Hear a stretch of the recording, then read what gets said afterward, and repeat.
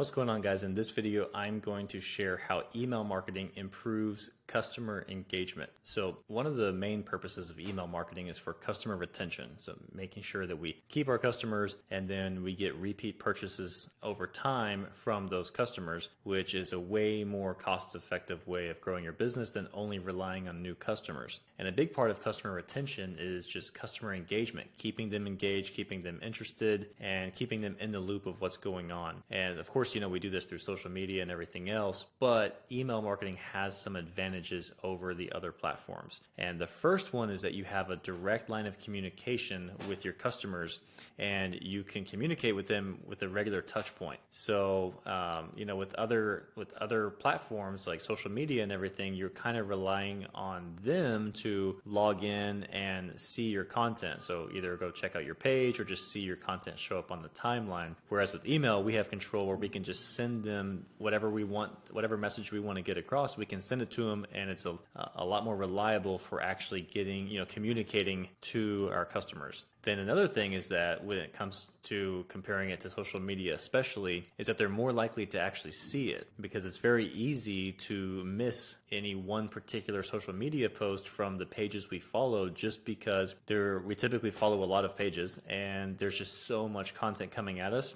And a lot of the timelines, or the way that we consume content through the timeline on the most popular social media apps today, a lot of times we're using the For You page or suggested page or something, or they're just filling in other content from channels and pages that we don't follow. So there's just a lot more competition for our attention on those platforms than there ever was before. So it's even easier to miss the content from, again, pages that you already follow and you might actually want to see. So that's the thing, is if you send an email or SMS, it's a lot more likely that they are actually going to see that thing. Then another reason is that you can make the content more personalized to that person, which is something you can't really do on social media. So you can either use segmentation, or you can use dynamic text and dynamic blocks within your emails, so that either you have crafted the content based on who they are or something they've done through using segmentation, or the recommendations. So for example, the products that you're promoting are based on their purchase history or their browser viewing history.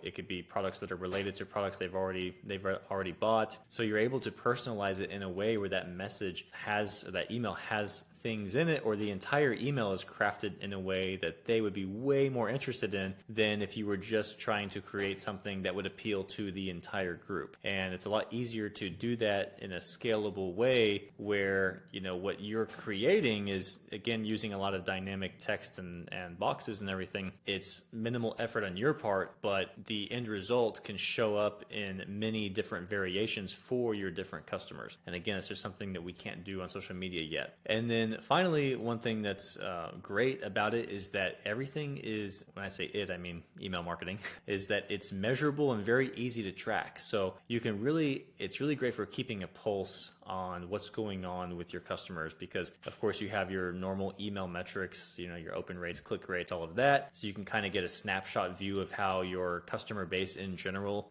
is engaging with the content you're sending out. But then you can also do segment-based reporting. So you can get detailed reporting based on different segments. So you can create different customer profiles. So you can have one-time customers and repeat customers and VIP customers, and you can look at detailed reporting for each of those groups and keep an eye on how they are engaging from month to month, to see if they're trending to where it could be that one group is trending down, where they're starting to engage less and less. And that's something that once that gets on your radar, you can address that and try to make changes to improve that. So it's a great way of just having a pulse of the people who are most engaged and most interested in out of your customer base, because those are going to be the ones who are subscribed, and just getting a general idea, and then taking that information and applying it to everything you're doing with all of your marketing channels, including your social media, which just makes you a lot better all across the board with all of your marketing. So again, it's definitely a thing you want to prioritize, as far as whether you're doing paid ads or social media or SEO or whatever. You want to make a priority of getting those people onto your list, so you can start communicating to them, start sending them more personalized content, but then also so you can track and monitor the performance and the engagement, because that will keep you in touch with what's going on and help you be better at keeping them engaged. So